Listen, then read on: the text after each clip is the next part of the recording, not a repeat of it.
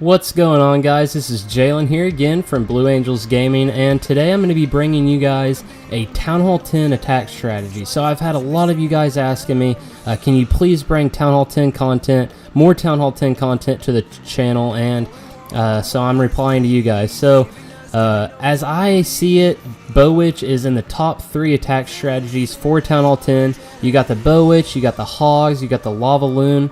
That's probably my top 3. I'm sure you guys have different opinions, but I wanted to bring you guys a BoWitch attack strategy. It's probably my most consistent 3-star strategy for Town Hall 10.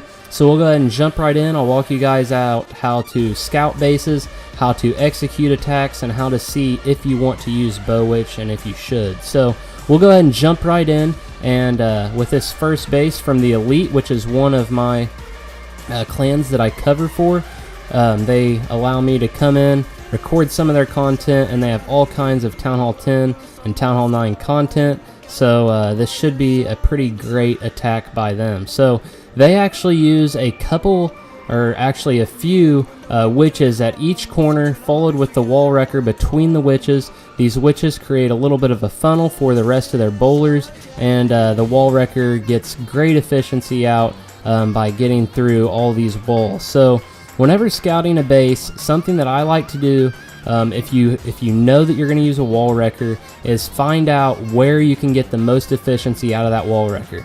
If a lot of times people place their town halls outside anymore, so if you really want to base your attack off of getting a lot of efficiency out of your wall wrecker, you don't want to go in straight at the town hall, because after your wall wrecker reaches the town hall, it's going to deploy and not bust through any walls. So in this attack, they did a great job of that.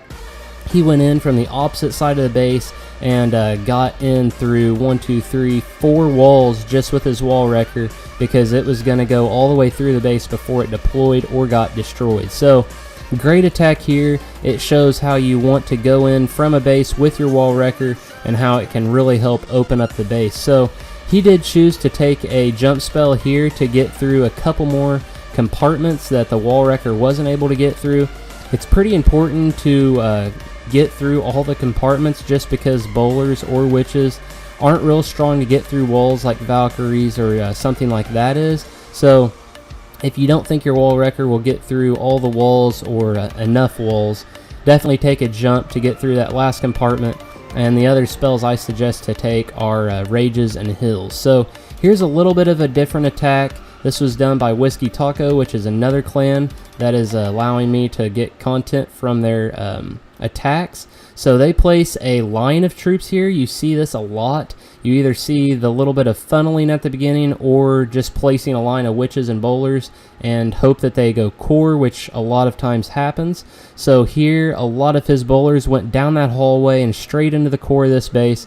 Both Infernos are hitting the troops, but he's able to place down the hill to soak up the hit points and protect them. That king is going to town there before it gets destroyed, and this last Inferno is about to be taken out by this group of bowlers. So this, I would say, whenever you're analyzing a base and you're like, do I want to hit it with air, do I want to hit it with BoWitch or Hogs, what do I want to hit it with?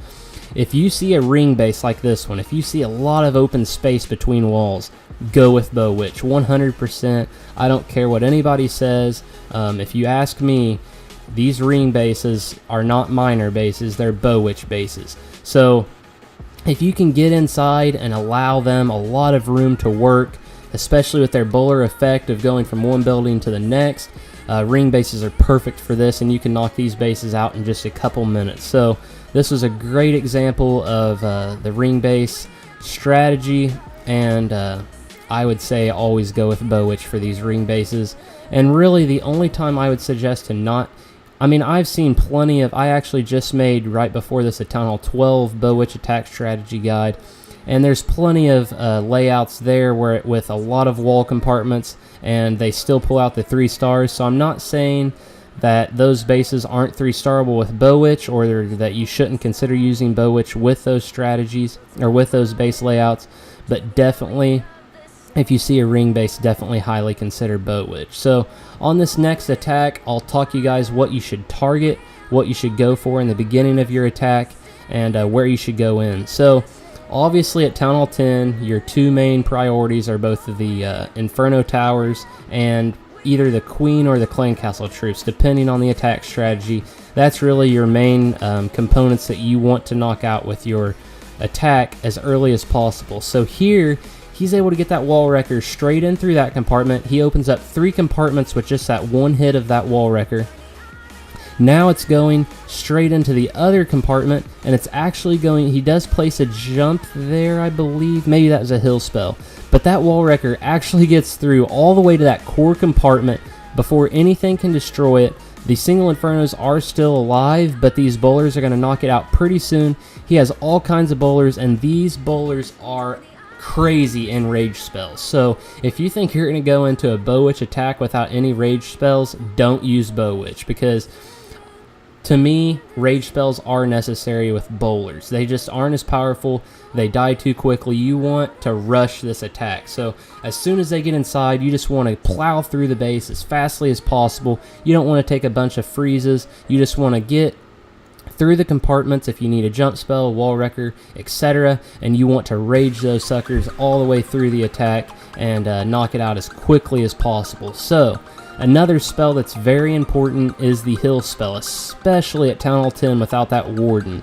So if you take in a heal spell, especially if there's a multi-Inferno Towers, they can soak up the damage without getting destroyed quite as quickly. So also, if it hits a giant bomb, you can place that heal spell down. It will regenerate their health and bring them back. And really, going back to the speed, yeah, heal spells don't add to the speed, but what they do is they prevent a lot of those troops from dying, and they can stay around longer, which will therefore prevent them from dying and make the attack go quicker. So I say the 2 most important spells in this attack is Rage and Heal spells. I usually take 3 Rage, 2 Heals, and a Poison, and either a Freeze or another Poison. If you do have to take a jump spell, you can go in with a jump. But I like to try to avoid it, but sometimes you just can't. So really, the most important thing to this attack is that wall wrecker. So if you have to take in a freeze to decoy that single Inferno from the wall wrecker, by all means do so. You want that wall wrecker to really open up the core of the base for you. You see here, he used a freeze. I haven't even watched these bases. It's just common sense by now. What you do with those wall wreckers, you take a freeze for the single Inferno, and this wall wrecker is still going to town. It's probably going to get through one more.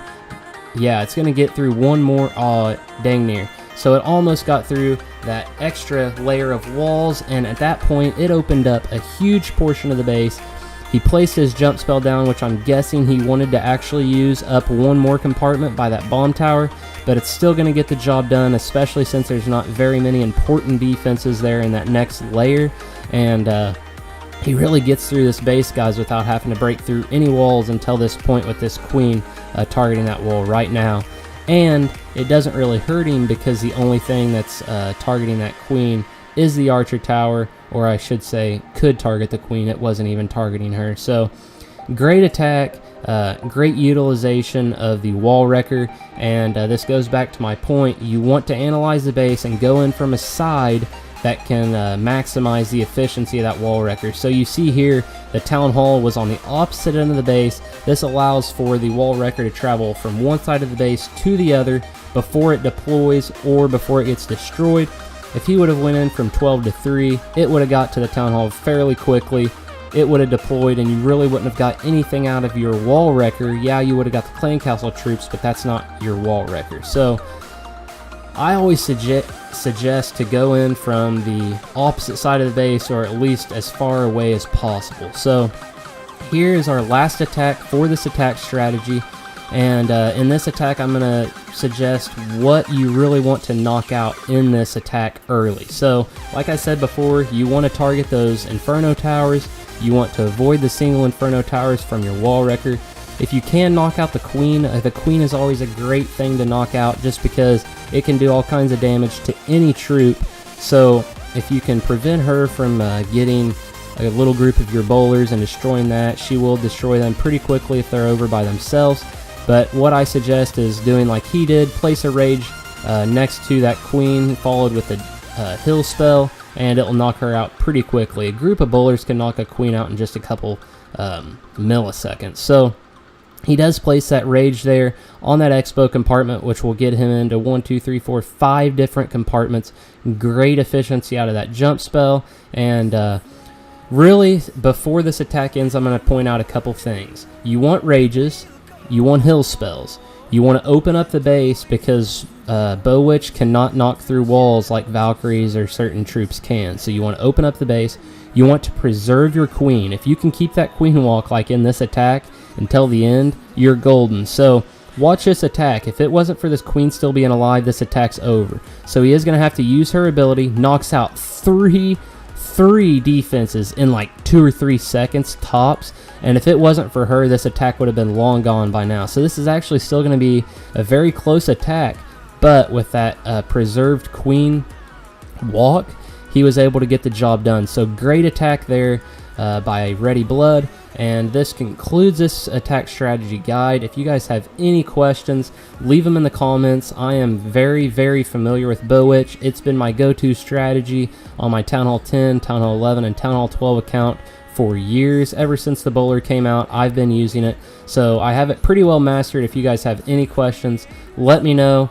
And don't forget to drop a like on the video if you guys would, to help grow my channel. And also hit the subscribe button, turn on the notifications. That way you guys can stay connected and be informed anytime I release new content. And until next time, guys, I'll catch y'all later.